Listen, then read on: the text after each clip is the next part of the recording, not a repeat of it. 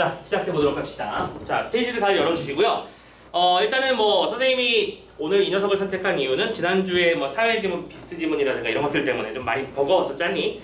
이번엔 좀 다른 영역을 한번 건드려보고 싶어서 요 비컨 지문을 한번 건드려보는 거고요. 그래도 역시 가장 최근 지문이기도 하니까요. 알고들 있겠지만 이 기술 지문이라고 하는 녀석들은 일종의 이런 패턴이 존재하죠. 기술 지문의 핵심은 뭐야? 어쨌든 어떤 대상의 작동 요소와 그 요소들이 어떻게 과정을 거치며 작동하는지를 파악하는 것들이 핵심이잖아. 그러니까 자연스럽게 요 두 가지 요소가 두 가지 특징이 나오면 그것이 바로 뭐다? 출제의 요소다라고 생각하면서 접근해주는 게 중요할 것 같아요. 이 지문은 거의 뭐랄까 더할 나위 없는 표준적이고 모범적인 지문 구조를 가지고 있거든 실은. 자, 문제부터 먼저 보면서 살짝만 말씀을 드리자면 1번 문제를 보면서는 GPS나 비콘이라는 단어, IMU까지 포함해서 총 3개의 단어에 대해서 이해하는 것이 핵심이겠구나라는 거 판단 가능하죠? 오케이? 그리고 GPS라는 단어를 봤으니 당연히 GPS는 위성신호 말하는 걸 테니까 뭐 측정 얘기를 하고 있겠구나 예측할 수 있으면 더 도움이 되겠고요. 두 번째 문제, 오차에 대해서 이해해보자 했더니요 1번부터 5번까지 다 일관되게 어떻게 돼 있어? GPS랑 IMU를 비교하라는 문제지. 그럼 여러분들의 지문 속에서는 당연히 GPS의 특징을 말하는 부분이 있을 것이고 IMU의 특징을 말하는 부분이 있을 테니 이 두 개의 차이점을 중심으로 정리해 놓으면 이 문제는 쉽게 풀릴 거라고 봅니다. 세 번째 문제를 봤더니요 기억을 이해해보랍니다. 기억이 뭔지 살짝 보고 왔더니 위치지도 기법이라고 하는 특정한 용어가 나왔어. 그러면 이 녀석은 그 단락 안에서 답이 나와야 할 정상이겠죠?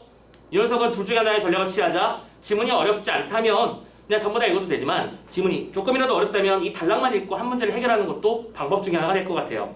마지막 21번 우리 제일 싫어하는 보기 적용이고 게다가 그림까지 나와 있으니까 왠지 두렵다는 생각이 들죠. 하지만 누차 말씀드리고 있는데 도표나 그래프, 그림 같은 자료들이 등장한다는 얘기는 그 문제의 난이도를 높였다는 얘기일까 낮췄다는 얘기일까? 낮췄다는 뜻입니다. 특히 21번 보기는 이게 분명히 선생님 눈에는 의도가 보였거든요. 그 어떤 의도냐면 보통은 보기를 딱 준 다음에 위 상황에 대해서 이해해보라라고 바로 문제를 내버려. 근데 이 녀석은 그림 밑에 어떤 말이 써져 있냐면 각 원의 반지름은 신호세기로 환산한 비콘과 단말기 사이의 거리이다라고 뭘 준 거냐면 열쇠 갖다 받친 거예요. 이거 지금. 선생님 문제 풀 때 이런 얘기 많이 하죠. 연결고리를 찾으라고요. 이런 식이지. 뭐뭐 한다면, 뭐뭐 하는 때, 뭐뭐 하는 경우, 뭐뭐 할수록 이런 말들이 나오면 여러분들 이퀄 쳐달라. 오케이? A 하는 때 B 한다라는 얘기는 그러니까 A가 높아지면 B는 낮아진다라는 말이 있다면 그 문제는 높은 A는 낮은 B를 의미하는 거랑 똑같이 봐도 되는 거 아니야? 무슨 말인지 알겠어? 그리고 또 이 B는 C랑 어떤 삼각관계를 지닌다면 A는 B이고 B는 C다의 구조를 가지는 그런 형태는 결국 A는 C다라는 숨겨진 연결고리를 가진 셈이지. 무슨 말인지 알겠어? 그런 연결고리를 잘 찾는 게 중요하다는 것 여기서 말씀을 드릴 텐데 찾는 방법 알려드릴 거고요.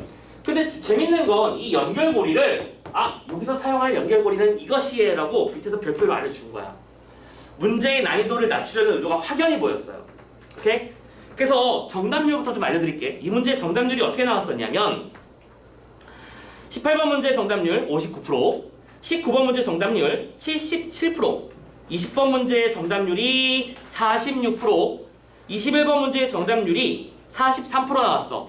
자, 선생님이 쉬웠다, 할만했다라고 말씀드리는 것에 비해서 정답률이 생각보다 높진 않죠. 근데 이거는 분명히 이런 부분도 영향을 미쳤을 거야. 이게 20학년도 수능 문제잖아. 아니 뭐야 모의고사 문제잖아. 20학년도는 당연히 19학년도에 고3이었던 2019년에 고3이었던 친구들이 풀었던 문제야. 근데 그 당시만 해도 킬러 문제들은 보통 뭐였냐? 과학기술이었어. 그래서 그 과학기술 문제들이 정답률이 막 18% 찍히고 하던 그런 시절이야. 18%가 말이 쉬워서 18%지. 생각해봐. 5개 중에 하나를 찍어도 20%인데 18%가 나온다는 거는 굉장히 어려웠다는 얘기겠죠. 그런데 그러다 보니 많은 친구들이 어떤 작전을 취했냐면 과학기술을 제일 마지막에 풀어요. 오케이? 근데 제일 마지막에 푼 것 치고는 40%나 50% 제일 어려운 문제도 40%가 나왔잖아. 그 얘기는 이 문제는 할만했다는 뜻이었던 거야. 그리고 우리는 알고 있지. 이거 다음에 21학년도 수능이 나왔을 때 과학기술 문제 역시 정답률이 40%대를 넘어갔었지? 오케이? 그게 바로 트렌드의 변화라는 거야. 옛날에는 과학기술이 제일 어려웠던 것도 사실이고 항상 킬러 문제가 많이 나오던 부분이다 보니까 야 안 되겠으면 제일 나중에 풀어 라고 말을 많이 했었고 그 당시에도 그걸 기술이라고 알려줬었지. 근데 올해는 더 이상 그렇지 않다고 봐요. 여러분들 앞에서 비스 비율 이런 질문이 나와서 문제를 풀어드렸잖아, 그치? 근데 그 문제하고 이 문제를 이따 비교해보세요. 얘가 더 할만할 거예요. 그러니까 무턱대고 내가 싫은 지문이라고 해서, 그리고 여러분들 혹시 기출문제를 열심히 공부하고 있다면 기출문제에서 과학기술 당연히 어려울 거거든요. 최고 난도를 자랑했던 문제들이니까요. 근데 그런 거에 너무 현혹되지 말고 내가 과연 이 지문을 이해하고 해결할 수 있을까에 대한 고민을 계속해서 해주면서 문제를 풀었으면 좋겠어. 단순히 이 영역은 내가 못하는 거니까 패스하자 그러면 안 된다는 겁니다. 아시겠죠?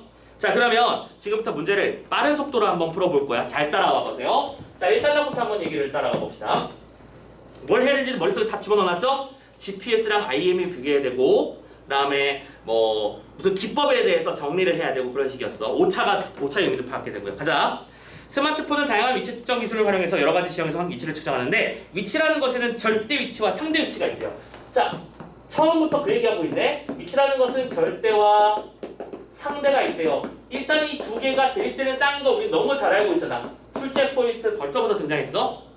그리고 이 1단락은 뭐야? 2단락부터 하게 될 개념을 개념을 이해하기 위해서 필요한 기초 지식이겠지? 맞죠? 염두에 두시고 가자. 절대 위치라는 건 뭐냐면 위도나 경도 등으로 표시된 위치를 말해. 이거는 위도나 경도로 뭐예요? 쉽게 말해서 정해져 있는, 고정되어 있는 위치인 거야, 그렇지? 이걸 절대 위치라고 하고, 상대 위치라고 하는 것은 특정한 위치를 기준으로 한 상대적 위치야. 특정한 기준에 대응되는 상대적 위치를 상대 위치라고 부른다는 것이죠. 오케이? 선생님은 저 시계로부터 얼마큼 떨어져 있는 거고, 지금 뭐 동훈이는 저 시계로부터 얼마큼 떨어져 있고, 이런 식이겠죠. 상대 위치는 그런 거야. 절대 위치는 선생님은 X축 몇 점, Y축 몇 점에 있는 것이고, 이런 식이겠죠. 계속 갑니다. 그런데 2단락 보자. 2단락에서 이런 말을 합니다. 실외에서는 이라는 말을 했는데, 여러분들 요즘에는 이런 거 보는 능력도 길렀으면 좋겠어요. 실외에서는 이라는 말을 했어. 그러면 이 실외는 뭐야? 조건이야. 혹시 이 조건이 다른 데랑 결부된 짝이 없는지 한번 신경 썼으면 좋겠는데, 지금 당장은 눈치를 못 채더라도, 자, 미리 말씀드릴게. 다음 단락 읽어봐. 다음 단락 첫 번째 문제에 뭐라고 돼 있어? 한편 실내에서 위치 측정에 사용 가능한 방법으로는 이라고 돼 있지. 그러면 실은 이것도 다음 단락이랑 대응되는, 대립하는 짝이야. 문제 풀어야 되는 요소 중에 하나라는 얘기겠지? 어쨌든 조건은 실외일 때만 말하는 겁니다. 지금 이건 실외라는 조건 잊지 마시고 따라갑니다. 이때는 주로 뭘 사용하느냐? 스마트폰 단말기에 내장되어 있는 GPS나 IMU. 그냥 대놓고 알려줬네? GPS나 IMU를 사용해서 위치를 측정한답니다. 근데 공통점도 말했죠? 뭐예요? 단말기에 내장되어 있답니다. 둘 다 단말기 안에 들어가 있는 기계들이야. 여러분들 핸드폰 들고 다니면 그 안에 GPS나 IMU가 다 들어가 있어. 여러분들 쓰는 핸드폰 대부분 그럴 겁니다. 왜냐면 다 내비게이션이 되는 테니까. 여러분들 선생님 제 핸드폰은 맵 기능이 없어요. 그러면 그거 잘못된 거니까, 그렇죠? 아무튼간에 설명 들어갑니다. GPS는 위성으로부터 오는 신호를 이용해서 절대 위치를 측정한다. 자, 위성을 이용하고요, 절대 위치를 사용한다는 겁니다. 설명했고요. 그리고 GPS는 위치 오차가 시간에 따라 누적되지 않는다. 위치 오차가 누적되지 않는 특징을 지니고 있대요. 그럼 누적이라는 건 뭔데? 앞에서 쟀을 때, 첫 번째 타이밍에 쟀을 때 1이라는 오차가 발생했으면 두 번째 쟀을 때는 그 1의 누적치가 이번 오류치에 더해져가지고 이번에는 오류가 2가 나오는 거고, 이런 것들을 개념을 말하는 거지. 이해됐나요? 근데 GPS는 그런 게 없답니다. 없어요. 특징이야. 계속.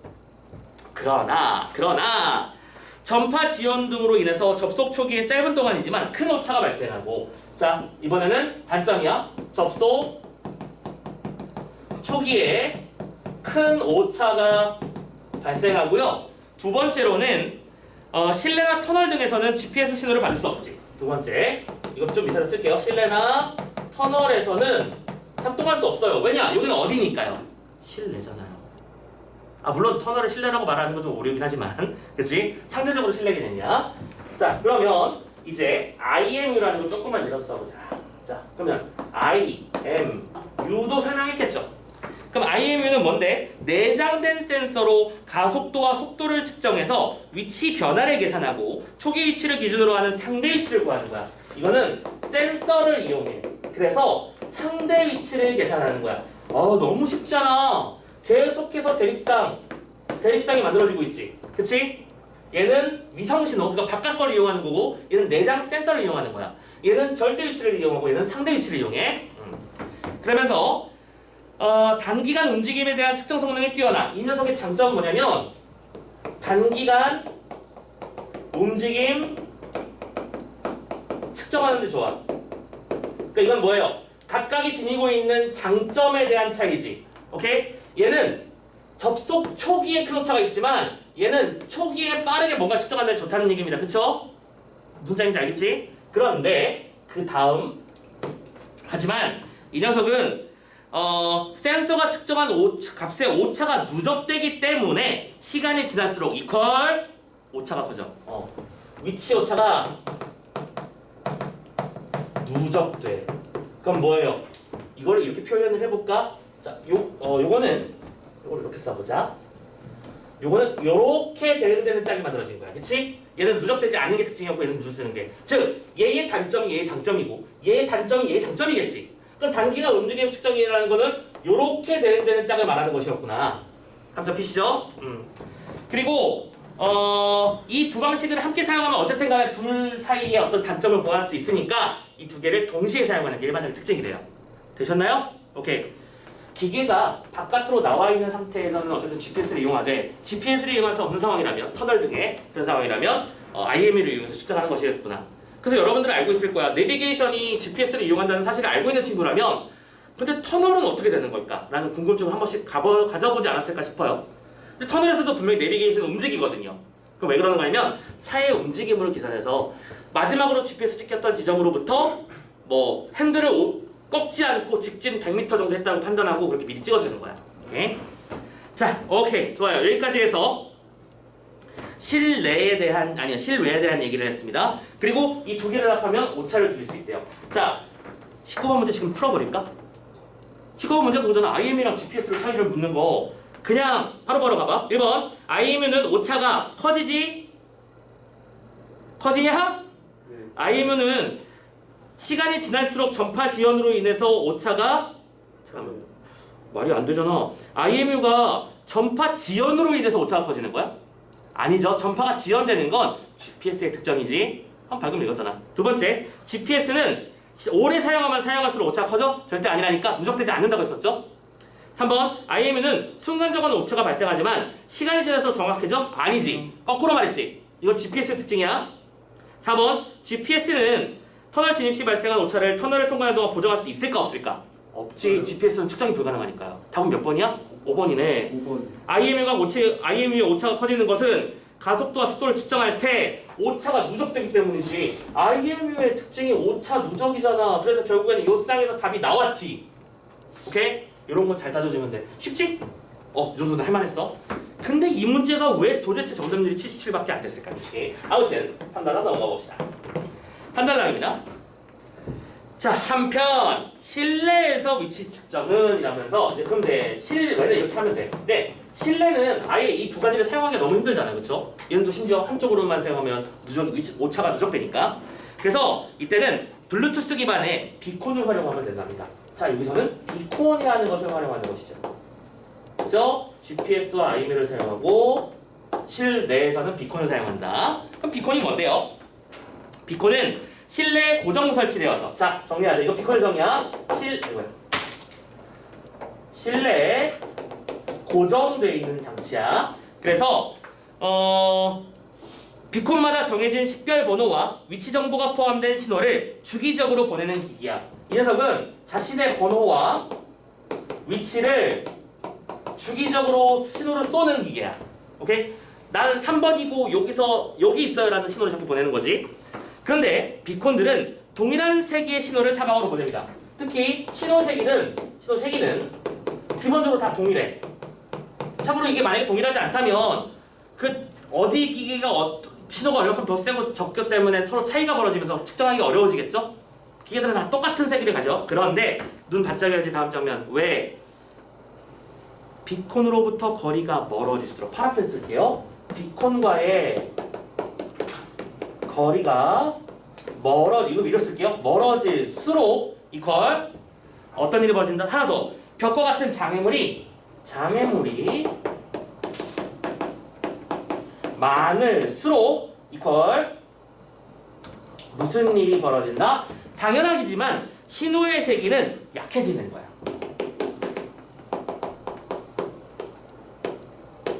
정말 중요하지 이거 지금? 요게 무슨 문제의 포인트였을까? 마지막 문제의 포인트였습니다. 됐죠? 키워드는 뭐예요? 거리와 장애물의 요소는 신호의 세기와 뭐한다? 반비례한다. 되게 솔직히 당연한 얘기 아니야? A라는 기계가 저기 막혀 있어. 여기 그냥 이제 비콘 A가 여기 있다고 치자 이제 앞부터 우리는 여기 비콘 A가 있으면 여기 있을 때 신호와 선생님이 단말기가 여기 있을 때 신호와 여기 있을 때 신호 중에서 어떤 쪽이 가장 약할까? 여기겠지. 무슨 말인지 알겠지? 그리고 중간에 무슨 뭐 탁자 같은 거 여기 하나 세워놨어. 그러면 신호가 또 당연히 약해질 것이고요. 근데 이게 왜 중요하냐면 뒤쪽에서 활용될 거야. 자, 아무튼 단말기가 비콘 신호의 도달거리 내로 진입하면 자 이건부터 뭐예요? 과정도죠. 오케이? 측정의 과정입니다. 자, 측정할 때 어떻게 되는 거냐? 단말기가 비콘의 어떤 신호세기 거리 안으로 들어왔어. 커버리지 안으로 들어오면 단말기의 수신기는 이 신호를 인식하고, 그치? 그러면 단말기의 수신기가 이 비콘의 신호를 인식한 다음에 그 신호를 이용해서 현재의 위치를 측정하는데 그때 측정은 몇 차원? 2차원이야. 그래서 알고 있겠지만 여러분들의 내비게이션, 우리의 카카오맵, 우리의 네이버 지도는 내가 몇 층에 있는지를 알려주지 못하는 거야. 그치? 그렇잖아. 상대적인 거리만 보여주잖아. 무슨 말인지 알겠어? 자, 이거를 층까지 표현할 수 있는 기술이 지금 개발되고 있는 중이긴 한데 아직 비싸서, 너무 비싸서 상용화는 안 되는 중이라고 하더라고요. 자, 아무튼 근데 그 방법은 다음과 같은 것들이 있다. 근데 이제 4번 단계로 넘겨볼게. 지금부터는 실내에서 측정하는 방법들이야. 방법은 세 가지가 있어. 첫 번째 A, 무슨 기법? 근접성 기법이라는 것이 얘기가 나와 있을 거야. 그치? 근접성 기법은 뭐야? 단순해. 단말기가 신호를 수신하면 해당 비콘의 위치를 단말기의 위치로 지정하는 거지. 신호가 수신됐을 때 그때 그 비콘의 위치가 곧 단말기 위치라고 측정해 버리는 거지. 그러면 여러 비콘 신호를 수신했을 경우에는 당연히 제일 강한 거, 그렇지? 가장 강한 비콘의 위치라고 생각하는 거지. 자, 요거 좀 지우고 살짝만 개념도를 한번 잡아볼게. 자, 이렇게 네모 같이 생긴 공간이 있는데 어떤 사람이 이 네모 속에 어떤 위치에 있는지 이게 만약 평면도로 쳤을 때 우리 강의실 같은 데 구조라고 생각해보자. 비콘을 여기에 A 비콘, 여기에 B 비콘, 여기에 각각 C 비콘, D 비콘 이렇게 비콘 4개 나온다. 그럴 리는 없지만 아무튼 4개의 비콘을 왔다 갔다 쳐보자. 참고로 이 강의실의 문은 여기 있습니다. 그래서 어떤 사람이 문을 열고 여기로 딱 들어왔어요. 그러면 이 사람이 들고 있는 이 핸드폰의 단말기라고 표현된 거지. 근접성 기법에 따르자면 현재 이 핸드폰은 자신의 위치가 어디 있다고 말하겠니? 여기 있다고 말하겠지. 무슨 말인지 알겠어요? 네. 내 눈으로 여기 있는 건 알지만 핸드폰 자기는 자기가 어딘지 모르잖아. 그러니까 그냥 여기라고 쳐버리는 거야. 그게 바로 무슨 기법? 근접성 기법이야. 됐지? 좋아요. 두 번째, 삼변 측량 기법이라는 게 있습니다. 이 삼변 측량 기법. 그리고 이건 뭘 사용한대요? 비콘 3개 이상을 사용한답니다. 눈치챘는지 모르겠지만 요 비콘 3개 이상이 필요하다는 단어를 통해서 우리는 이게 21번 문제의 포인트라는 거 알아야 돼. 오케이? 집중해서 읽어보자. 수신된 신호의 세기를 측정해서 단말기와 비콘 사이 거리로 환산해. 자, 그래서 지금 신호를 수신해서 그 세기를 거리로 거로가 아니고 짠 거리로 환산. 그리고 얘들아 세기와 거리는 뭐 한다는 정보를 우리는 알고 있어? 세기와 거리는 서로 반비례하잖아. 그치? 그게 여기서 사용되길 거라는 예측을 할 수 있지. 충분히 예측할 수 있고. 아무튼 환산을 하는데 각 비콘을 중심으로 이 거리를 반지름으로 하는 원을 그리는 거야. 그래서 이 거리로 환산된 녀석에 따라서 반지름을 가지는 원을 그리고 그 원의 교점을 찾은 다음에 그 교점에 이 기계가 있다라고 측정해준다는 얘기지. 됐나? 자세한 얘기는 이따가 문제 풀면서 다시 한번 정리할게. 지금은 일단은 이해만 하고 넘어가. 그러니까 받아들이고만 넘어가자. 그리고 만약 교점이 없는 경우라면 세원의 공통으로 속한 영역 하나로 없지? 만약에 교점이 이게 1번이고 만약 교점이 만들어지지 않는 경우도 있지. 그러니까 이런 거잖아. 이렇게 아니면 이렇게 위에처럼 이렇게 세 원이 만나는 지점이 있다면 여기로 잡아주면 되는데 안 만날 수도 있는 거 아니야? 이렇게요. 그렇지? 그러면 그때는 어떻게 한다? 이 세 개가 모두 만난 지점의 센터를 교점으로 위치로 삼는다는 얘기입니다. 됐죠? 오케이, 그거는 안 쓰고 넘어갈게. 넘어가고 자, 여기까지가 두 번째 장면. 세 번째 위치 지도 기법. C라고 하지만 기억이라고 쓸게요. 위치 지도 기법이라는 게 있답니다. 그럼 이거는 뒤에 있었던 20번 문제를 푸는데 필요한 녀석이겠지? 오케이. 자, 따라가 보자. 이 녀석은 어떻게 하는 거냐면 측정 공간을 작은 구역들로 나누어 놓고 각 구역마다 기준점을 설정해. 자, 구역에다가 뭘 만들어놔? 기준점을 만들어 놓아. 그래서 그 기준점에 따라서 주위에 비콘들을 설치해 놓곤 그 비콘들이 송신하여 각 기준점에 도달하는 신호의 세기를 측정하는 거지. 자, 그래서 여기서 기준점별 기준점에서의 신호 세기를 측정하는 거야. 자, 이 오해하면 안 돼. 이번에도 똑같은 걸 생각해 볼게. 이번에는 어떻게 하는 거냐면 아까랑 똑같은 강의를 사용해 볼게요. 정확하게 어딘지 알고 싶으면 일단은 얘를 다 나눠 놓는 거야. 됐어? 그래서 여기를 편의상 x1 지점, x2, x3, y1, y2, y3 이렇게 나누는 거겠죠. 이런 식으로 구분을 나눠 놓고 여기에 기준점을 다 만들어 놓는 거야. 무슨 말인지 알겠나요? 오케이? 그리고 이 기준점마다 무슨 일을 하는 거냐면, 그러니까 정확하게 여기다 네모 가운데 들어가는 거겠지만 그래서 중요한 건 아니니까 이 기준점에서는 A 비콘의 신호가 얼마큼 오고 B 비콘의 신호는 얼마큼 오고 C 비콘은 얼마큼, D 비콘은 얼마큼 오는지를 다 따로따로 측정해 놓는다는 얘기야. 이 점에서의 비콘의 세기들을 각각 기록해 놓는 거지. 됐어? 따라왔어? 그리고 이 신호의 세기와 비콘의 식별번호. 자, 같이. 그래서 신호 세기를 각각 측정한 다음에 첫 번째 신호의 세기 기록, 두 번째 비콘 식별번호, 그리고 세 번째 위치 정보, 그 위치는 x3 좌표다라는 식으로 이렇게 세 가지 정보들을 다 어떻게 해버린대요? 서버에 있는 데이터베이스의 위치 지도로 기록해 놓는다. 이 녀석을 지도로 그려버려서 서버에 기록하는 거야. 됐냐? 그러면 서버에는 이 위치 지도가 만들어져 있는 거겠지? 오케이? 자, 그 상태에서 이 작업을 모든 기준마다 다 똑같이 하고 특정한 위치에 도달한 단말기가 비콘 신호를 딱 수신했어. 그러면 아까처럼 사람이 여기서 문을 열고 이번에는 여기서 내 핸드폰이 어디 있는 건지 하고 이제 내가 어디를 가야 되는지 알려고 카카오맵을 열었다고 치자. 딱 누르면 얘는 무슨 일을 하는 거야? 신호를 수신하겠지? 가까운 비콘의 번호를? 무슨 말인지 알겠어? 그러니까 이 선생님이 여기 서 있으면 여기 비콘 신호도 수신할 거고 저기 비콘 신호도 다 수신할 거 아니야. 그럼 신호들의 세기가, 신호들의 번호가 다 저장된 상태에서 이 신호를 딱 받아들이고 얘가 어디다 물어보는 거야. 내 위치를 어디다 물어볼까? 단말기가 서버에다 물어보겠지.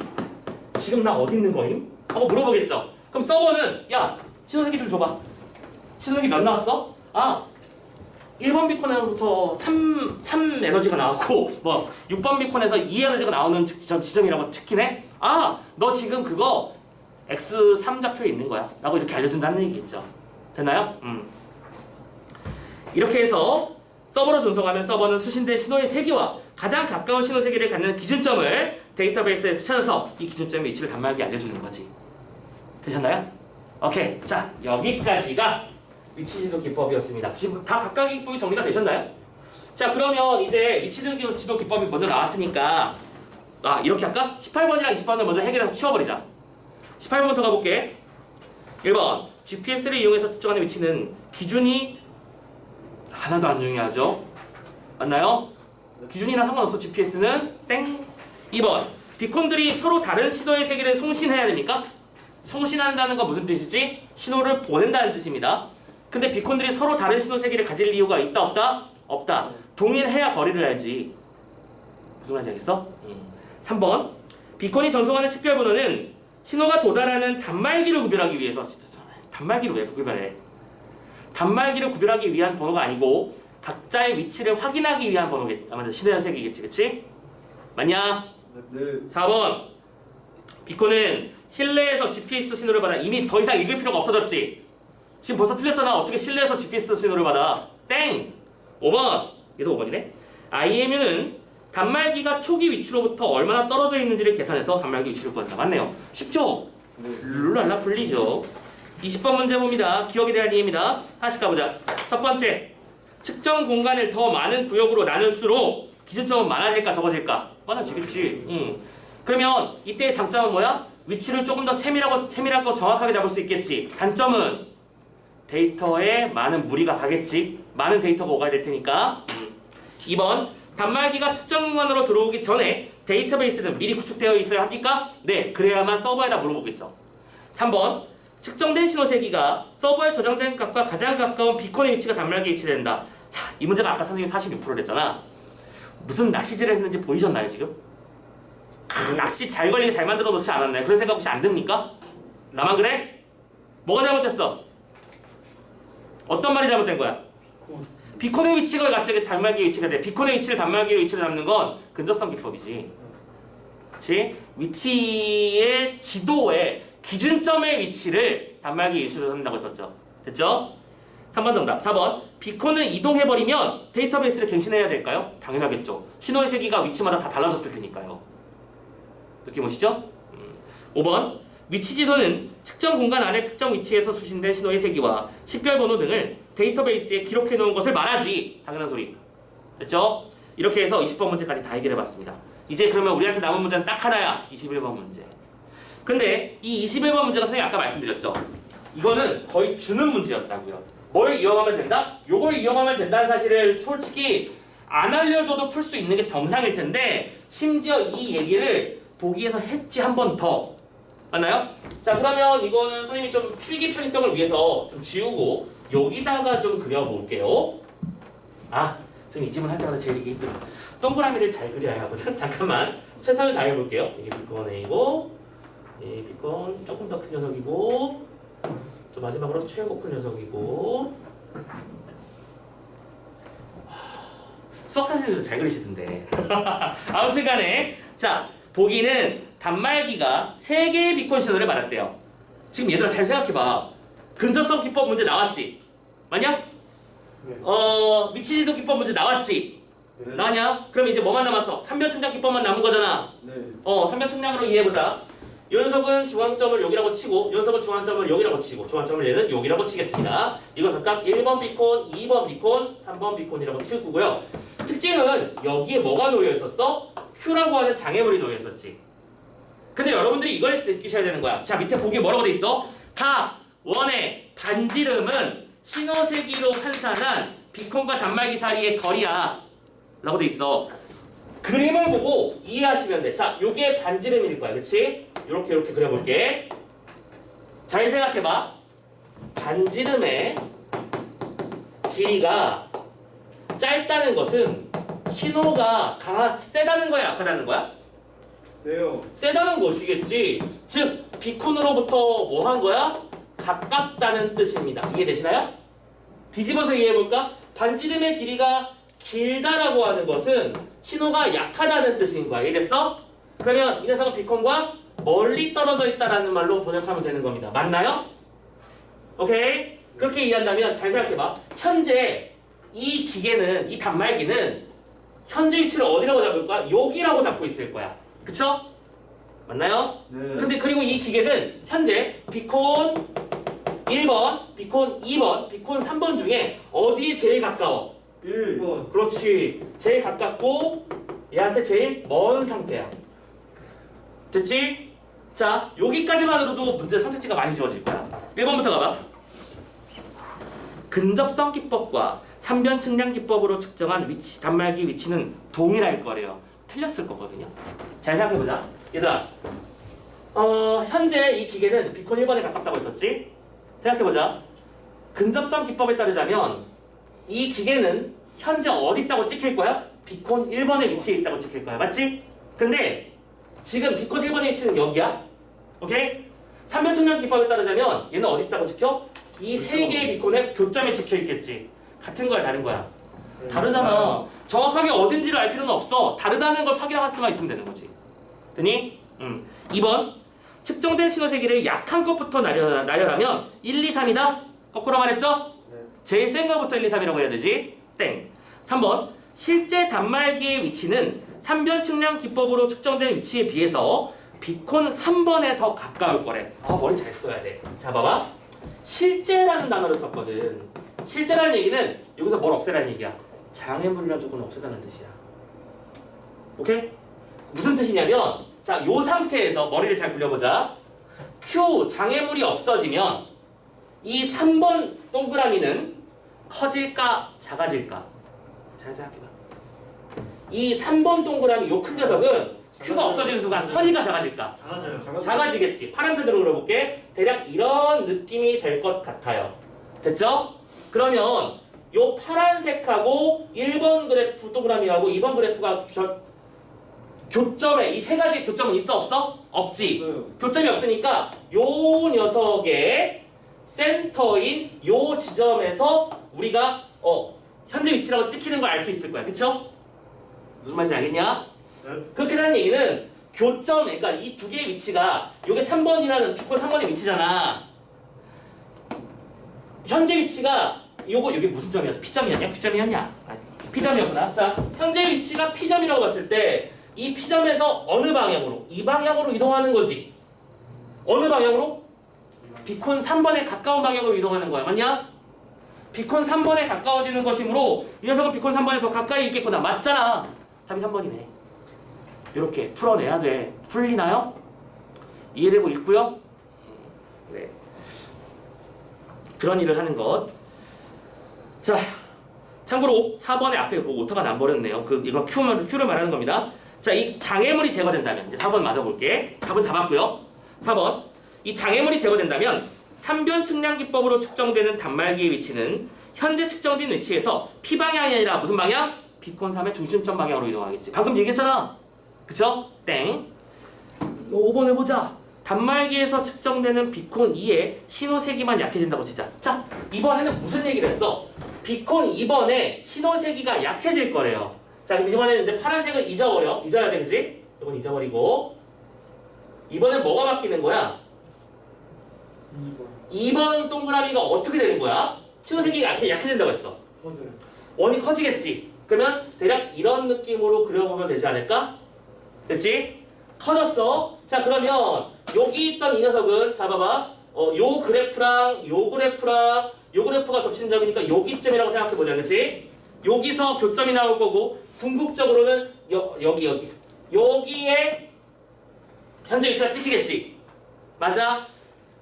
요 녀석으로부터 거리가 어떻게 된 거야? 좀 더 멀어진 거지. 네. 맞지? 그렇게 생각한다면 비콘 2방향이 아니라 비콘 2와 멀어지는 방향으로 가겠지. 그리고 선생님이 지금 자꾸 원으로 그리고 있으니까 더 헷갈릴 수도 있을지 모르겠는데, 만약에 이 개념이 무슨 얘기인지 정확하게 이해가 됐다면, 야, 신호의 세기가 약해졌으면 더 멀리 있다고 인식되겠지. 신호의 세기가 강해졌으니까 더 가깝다고 인식되겠지. 이런 식으로만 판단해도 문제가 풀리게 만들어져 있다는 거지. 됐어? 자, 요렇게 푸는 문제였다는 거. 20학년도 기술 문제. 정답률이 그 43%가 나왔어. 제법 할 만한 문제였다는 거야. 그러니까 요 문제를 풀면서 느끼셔야 됐거든. 쫄지 마라. 알겠냐? 쫄지 말고 덤벼라. 이해하려고 용서 주시고. 자, 일단 오늘 수업은 그러면 여기까지 하는 걸로 할게요. 힘들었어. 고생 많이 하셨고요. 다음 주도 변함없이 미친 듯이 달려봅시다. 오케이? 문제들도 당연히 풀어오시는 거 잊지 마시고요. 불맛 부지런히 끝내라. 클리닉 잘 참여하고. 오케이, 고생들 많이 했어. 들어가.